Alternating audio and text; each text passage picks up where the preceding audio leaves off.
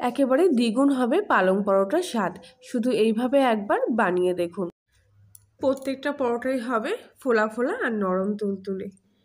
সামান্য সস দিয়ে কিন্তু একটার বেশি পরোটা নিমেষেই খেয়ে ফেলতে পারবেন। আর তার জন্য প্রথমেই আমি এখানে নিয়েছি কিছুটা পালং পাতা। পালং শাকগুলো কিন্তু খুব ভালোভাবে এখানে 2 থেকে 3 বার পরিষ্কার জলে ধুয়ে নিয়েছি। কড়াইতে সামান্য একটু জল গরম করে এবার পালং শাকগুলো আমি একটু ভাপিয়ে নেব। আর তার জন্য দিয়ে দিলাম পালংয়ের মধ্যে সামান্য পরিমাণ মতো একটু লবণ। কিছুক্ষণের জন্য ঢাকা দিয়ে রাখলাম। শাকটা কিছুক্ষণ পর ফুটে উঠেছে আর অনেকটা কিন্তু নরম হয়ে এসছে। খুব ভালোভাবে এদিক ওদিক করে একটু নাড়িয়ে চাড়িয়ে নিচ্ছি। এবার সেদ্ধ করা পালংগুলো একটা ছিদ্রযুক্ত বাটির মধ্যে তুলে নিচ্ছি। সেদ্ধ করা পালংটা একটু ঠান্ডা হয়ে গেলে এইভাবে হাতের সাহায্যে খুব ভালো করে জলটা নিয়ে নিচ্ছি, যাতে পালং শাকের মধ্যে একটুও জল না থাকে। আর এই পালং সেদ্ধর জলটা কিন্তু ফেলে দেবো না, এটা পরে কাজে লাগবে। এবারে একটা মিক্সিং জারের মধ্যে সেদ্ধ করা পালং, কিছুটা ধনিয়া পাতা, এগুলো দেশি ধনিয়া পাতা, তাই অল্প একটুতেই কিন্তু খুব ভালো গন্ধ আসে। আর দিয়ে দিচ্ছি গোটা 3টে কাঁচা লঙ্কা। সব কিছু একসাথে খুব ভালোভাবে এখানে পেস্ট করে নিচ্ছি। এবারে একটা বাটির মধ্যে আমি এখানে 1 কাপ মতো আটা আর ময়দা মিশিয়ে নিয়েছি। আটা ময়দা মিশিয়ে এইভাবে পরোটা বানালে কিন্তু পরোটাগুলো খেতে খুব সফট হয়। আর দিয়ে দিচ্ছি এর মধ্যে স্বাদ মতো লবণ, কিছুটা জিরে আর মৌরি একসঙ্গে মিশিয়ে নিয়েছি। আর দিয়েছি সামান্য পরিমাণ শুকনো লঙ্কার গুঁড়ো, হাফ চামচি মতো আদা ছেঁচে এর মধ্যে দিয়ে দিয়েছি। এবার 2 চামচ মতো সাদা তেল এর মধ্যে দিয়ে দিলাম। সব কিছু একসাথে খুব ভালোভাবে মিশিয়ে নেব। খুব একটা বেশি তেল এতে দেওয়ার দরকার নেই, বেশি তেল দিলে কিন্তু পরোটাগুলো লুচির মতো খাস্তা হয়ে যাবে। এইবারে আগে থেকে সেদ্ধ করা পালংটা এবার আমি আটা আর ময়দার সাথে আবারও খুব ভালোভাবে একসঙ্গে শুকনো অবস্থায় এইভাবে মিশিয়ে নিচ্ছি। শুকনো অবস্থায় এইভাবে না মেশালে কিন্তু বুঝতে পারবে না ঠিক কতটা জলের প্রয়োজন। আর এখানে আমি জলের পরিবর্তে পালং সেদ্ধ জলটা দিয়েই কিন্তু আটাটা মেখে নিচ্ছি। আর আজকের এই রেসিপিটি যদি আপনাদের ভালো লেগে থাকে তাহলে লাইক শেয়ার কমেন্ট করবেন। আর কলিনের রান্নাঘর চ্যানেলটিতে নতুন হয়ে থাকলে সাবস্ক্রাইব করে পাশে থাকার জন্য অনুরোধ রইল। পাশের বেল আইকনটি প্রেস করবেন নতুন কোনো ভিডিওর আপডেট পাওয়ার জন্য। বারে বারে অল্প অল্প করে কিন্তু সেদ্ধ জলটা দিয়ে আমি এইভাবে আটাটা মেখে নিচ্ছি। পুরো আটাটা কিন্তু সুন্দরভাবে এখানে মাখা হয়ে গেছে আর ঠিক এরকম নরম হয়েছে। এবার আটাটা কিছুক্ষণের জন্য আমি রেস্টে রেখে দিচ্ছি। প্রায় 20 মিনিট রেস্টে রাখার পর আমি আবারও আটাটা ভালো করে এইভাবে হাত দিয়ে আরেকবার মেখে নিচ্ছি। অবশ্যই কিন্তু মাখার পর কিছুক্ষণ রেস্টে রেখে দেবেন, নাহলে কিন্তু পরোটাগুলো ভাজার সময় ফুলবে না। এবারে আটা থেকে একটা একটা করে লেচি বের করে নিচ্ছি। এখানে যেহেতু আমি পরোটা বানাচ্ছি তাই একটু বড় সাইজ করে লেচি কেটে নিচ্ছি। লেচিগুলো এরকম গোল করে বল মতো করে নিচ্ছি, যাতে বেলার সময় সুবিধা হয়। চাকির উপরে একটা লেচি নিলাম আর এর উপর দিয়ে দিলাম সামান্য একটু শুকনো ময়দা। তেল দিয়ে পরোটাগুলো বেলবো না, শুকনো ময়দা দিয়ে বেললে কিন্তু খুব ভালো হয়। এইবারে প্রথমে গোল একটা পরোটা আমি এখানে বেলে নিচ্ছি।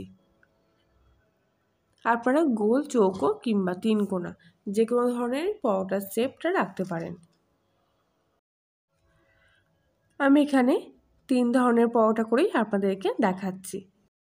যদিও আপনারা প্রায় প্রত্যেকেই কম বেশি পরোটাগুলো বেলতে পারেন, তবু যারা নতুন রাঁধুনি তাদের জন্যে এটা দেখতে খুব সুবিধা হবে। আর পরোটাগুলো কিন্তু খুব একটা বেশি মোটা করিনি, এরকম পাতলা রেখেছি। এবারে এই পরোটাগুলো চৌকো শেপে করব, তার জন্য এক সাইড থেকে এইভাবে ভাঁজ করে নিচ্ছি আর উল্টো সাইড থেকেও ঠিক এইভাবে ভাঁজ করে নিলাম। এবারে লম্বালম্বিভাবে আবারও আমি ফোল্ড করে নিচ্ছি আর ঠিক চৌকো শেপের এরকম একটা অবস্থায় নিয়ে আসলাম। এবার পরোটাটা চৌকোভাবে এখানে বেলে নেব। তবে বেলার সময় খেয়াল রাখতে হবে যেন 4 সাইড সমানভাবে বেলা হয়, তাহলে কিন্তু পরোটাগুলো ভাজার সময় খুব ভালোভাবে ফুলে উঠবে।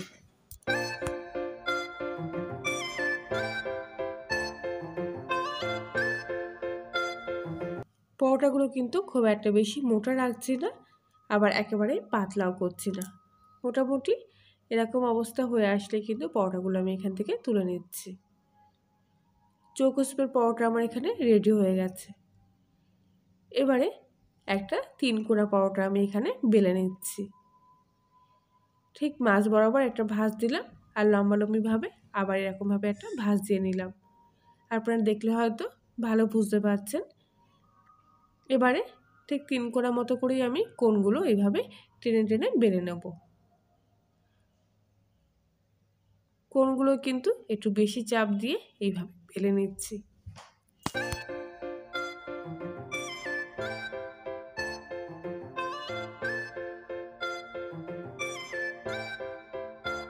প্রত্যেক কটা পালং পরোটা আমি এইভাবে বেলে নেব। এবারে গ্যাসের ওভেনে একটা প্যান বসিয়ে খুব ভালোভাবে গরম হয়ে গেলে পরোটাগুলো শুকনো অবস্থায় খুব ভালোভাবে দুপিঠ ভেজে নিচ্ছি। শুকনো অবস্থায় দেখুন পরোটাগুলো কিন্তু খুব ভালোভাবে ফুলে উঠছে। এবারে সামান্য 1 চামচি মতো তেল আমি পরোটার উপরে দিয়ে দিচ্ছি। খুব অল্প তেলে কিন্তু আজ এই পরোটাগুলো ভাজবো। এবারে পরোটাটা উল্টে পাল্টে খুব ভালোভাবে এর গায়ে তেলটা মিশিয়ে নিচ্ছি। আপনারা তেলের বদলে ঘি কিংবা বাটারের সাহায্যে কিন্তু পরোটাগুলো ভাজতে পারেন। কত সুন্দর দেখুন পরোটাগুলো কিন্তু ফুলে উঠেছে, আর পালংয়ের কালারটাও কিন্তু খুব ভালো চলে এসছে। একদমই কিন্তু পারফেক্ট পালং পরোটা এখানে তৈরি হয়ে গেছে। পরোটাগুলো এবার আমি তুলে নিচ্ছি, আর এবার 3 কোনা পরোটা আরেকটা ভেজে নেব। ঠিক একই পদ্ধতিতে কিন্তু আমি এখানে আরেকটা পরোটাও ভেজে নিচ্ছি।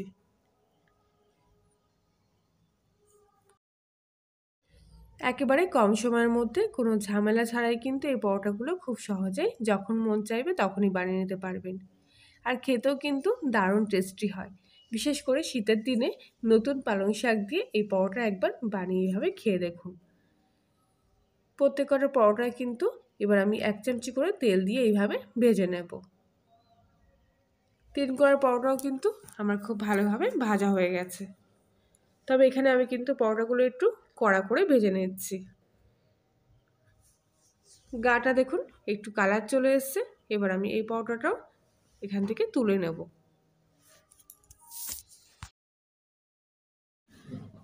সব কটা পরোটাই কিন্তু এখানে আমার রেডি হয়ে গেছে। প্রত্যেক কটা পরোটা এখানে আমি একটা থালার মধ্যে তুলে নিচ্ছি। পালং পরোটাগুলো কিন্তু প্রত্যেক কটাই খুব সুন্দর নরম হয়েছে। আর একটু টমেটো সস আর 2টো কাঁচা লঙ্কা হলে কিন্তু এর সাথে আর কিছুই লাগবে না। সকালের টিফিনে কিংবা বিকেলের নাস্তায়, এছাড়া বাচ্চা থেকে বড়দের টিফিন বক্সেও কিন্তু দারুণ জমে যাবে এই স্বাস্থ্যকর পরোটাগুলো। আজকের মতো রেসিপিটি এই পর্যন্তই। আবার দেখা হচ্ছে অন্য একদিন। আর ততক্ষণ সবাই ভালো থাকবেন, সুস্থ থাকবেন, সাবধানে থাকবেন।